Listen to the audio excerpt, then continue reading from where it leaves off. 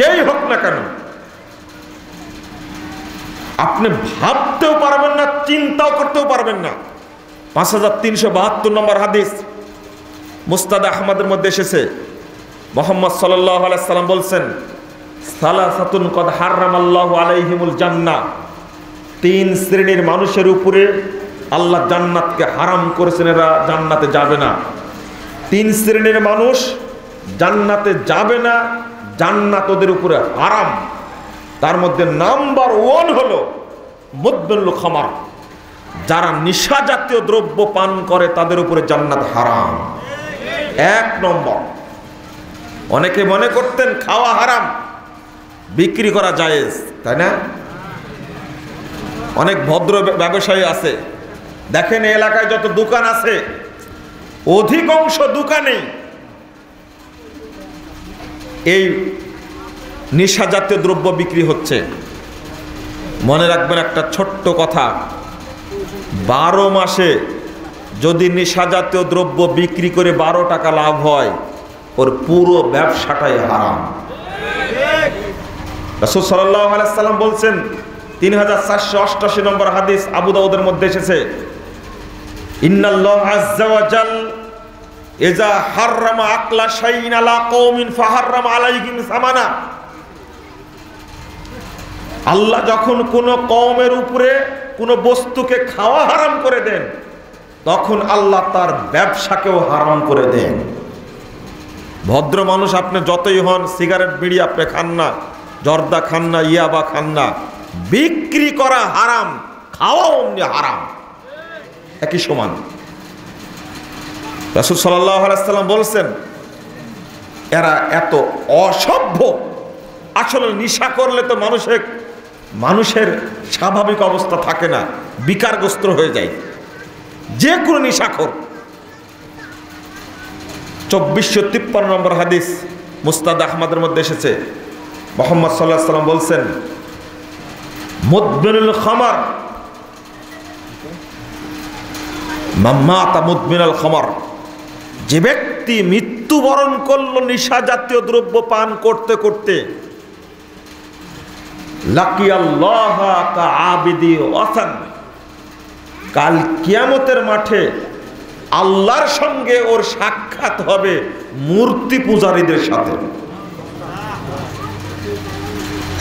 তাও বুঝাতে পারলাম না আপনাকে। এবার একটা হাদিস বলবো, একটু চিন্তা করে দেখেন তো, মানুষের লজ্জা শরম থাকলে এই হারামের সাথে জড়িত হয় কিনা। এটা একটা জাহেলিয়াত, এত বড় পাপ। 5709 নম্বর হাদিস নাসাইয়ের মধ্যে এসেছে, মুহাম্মদ রাসূলুল্লাহ সাল্লাল্লাহু আলাইহি ওয়াসাল্লাম বলছেন, কুল্লু মুসকিরিন হারাম, নেশা জাতীয় যত দ্রব্য রয়েছে সবই হারাম। নেশা জাতীয় যত দ্রব্য আছে সব হারাম। ইন্নাল্লাহ আযজা ওয়া জাল্লা হিদা, আল্লাহ রাব্বুল আলামিন ওয়াদা করেছেন, আল্লাহ অঙ্গীকার করেছেন, আল্লাহ প্রতিজ্ঞা করেছেন। প্রতিজ্ঞাটা কি? লিমান শারিবাল মুস্কির, যে ব্যক্তি নেশা জাতীয় দ্রব্য পান করবে, আল্লাহ প্রতিজ্ঞা করেছেন, ওয়াদা করেছেন, আইয়াসকিয়াহু মিন তিনাতিল খাবাল, কাল কিয়ামতের মাঠে ওকে তিনাতুল খাবাল দ্বারা আপ্যায়ন করাবেন। ক্বালু ওয়া মা তিনাতুল খাবাল, সাহাবা একরাম তিনাতুল খাবালটা বুঝলেন না, তিনাতুল খাবাল আবার কি? রাসূল সাল্লাল্লাহু আলাইহি সাল্লাম বললেন, বুঝলে না? আরাকু আহলিন নার আও উসারাতু আহলিন নার, জাহান্নামীদের পোড়ানোর কারণে তাদের দেহ থেকে যে পুঁজ, রক্ত, গলিত গোশত, পেশাব পায়খানা, ঘাম বের হবে, এই বর্জ্যগুলো সব জমা হবে খাবাল নামক সাগরে, খাবাল নামক দরিয়ায়। এই পুঁজ রক্তগুলো জমা হবে। রাসূল সাল্লাল্লাহু আলাইহি সাল্লাম বলছেন, যারা নেশা জাতীয় দ্রব্য পান করবে তাদেরকে এই জুস দ্বারা আপ্যায়ন করা হবে। হাদিসে জুসের কথা এসেছে, আমি জুসই অনুবাদ করলাম। জুসের আরবি হলো আসির। আল্লাহর নবী আজ থেকে ১৫০০ বছর আগে বলে গেছেন ওসারাতুন আহলিন নার, অর্থাৎ জাহান্নামীদের দেহ থেকে বের হওয়া নিংড়ানো এই রক্ত গোস্ত পুঁজ মিশ্রিত বর্জ্য মিশ্রিত জুস তাদেরকে পান করানো হবে। এই হাদিসটা কারো কানে গেলে যদি সামান্য ঈমান থাকে, ও আর জীবনে কোনো নেশাজাতীয় দ্রব্য পান করবে না। তাহলে আপনি শাস্তিটা বুঝেন। আল্লাহ ওয়াদা করেছেন তাকে এই জুস খেতেই হবে। উত্তপ্ত জুস খাওয়া মাত্রই তার পেটের মধ্যে নাড়ি ভুঁড়ি যা আছে সব মলদার দিয়ে বেরিয়ে যাবে। ও খাবে, আক্ষেপ করবে খাওয়ার জন্য, জাহান্নাম পিপাসিত অবস্থায় থাকবে, তখনই তাদেরকে এই জুস খেতে দেওয়া হবে। নাউযুবিল্লাহ। তওবা করা উচিত। যে যেখানে থাকুন না কেন, জীবনে কোনোদিন নেশাজাতীয় দ্রব্য পান করব না, খাবো না, বিক্রিও কোনোদিন করব না, এই মর্মে প্রতিজ্ঞা করা উচিত।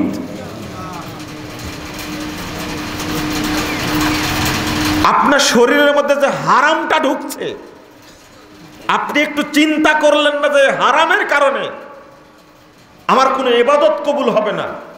হারাম ঢুকলে দেহটা অপবিত্র হয়ে যাবে। এই অপবিত্র দেহ জান্নাতে ঢোকার কোনো সুযোগ আছে না। আল্লাহ রাব্বুল আলামিন বলছেন ওয়ায়ুহিল্লু লাহুমুত তাইয়্যিবাত ওয়া ইউহাররিমু আলাইহিমুল খাবায়েস। সূরা আরাফ 57 নম্বর আয়াত, 157 নম্বর আয়াত। আল্লাহ বলছেন তাদের জন্য যেটা পবিত্র সেটাকে হালাল করা হয়েছে, আর যেটা অপবিত্র সেটাকে হারাম করা হয়েছে। তাহলে সুদ হালাল না হারাম? দ্বিতীয় কথা বলে এটা পবিত্র না অপবিত্র? অপবিত্র। আল্লাহ নিজেই বলছেন অপবিত্র বস্তুকে হারাম করা হয়েছে, আর যেগুলো পবিত্র সেগুলোকে হালাল করা হয়েছে। তাবরানী আওসাত 6 নম্বর খণ্ডের 113 পৃষ্ঠায় আর একটি হাদিস বর্ণিত হয়েছে। মুহাম্মদ সাল্লাল্লাহু আলাইহি সাল্লাম বলেছেন লা ইয়াদখুলুল জান্নাতা জাসাদুন গুযযিয়া বিল হারাম। যে দেহ হারাম খাদ্য দ্বারা গঠিত হয়েছে, যে দেহ হারাম খাদ্য দ্বারা গঠিত হয়েছে, এই দেহ জান্নাতে প্রবেশ করবে না। সরাসরি, এটা আমার দোষ না, এটা আমি অনুবাদক মাত্র। মুহাম্মদ সাল্লাল্লাহু আলাইহি সাল্লাম বলেছেন, আমি শুধু আপনাদের জন্য অনুবাদ করছি। লা ইয়াদখুলুল জান্নাতা জাসাদুন গুযযিয়া বিল হারাম। যার মধ্যে, যে দেহের মধ্যে হারাম ঢুকেছে, এই দেহ জান্নাতে প্রবেশ করবে না। আজকে মানুষের দাপট কত, হারামের সাথে জড়িত, দুর্নীতির সাথে জড়িত, আত্মসাতের সাথে জড়িত।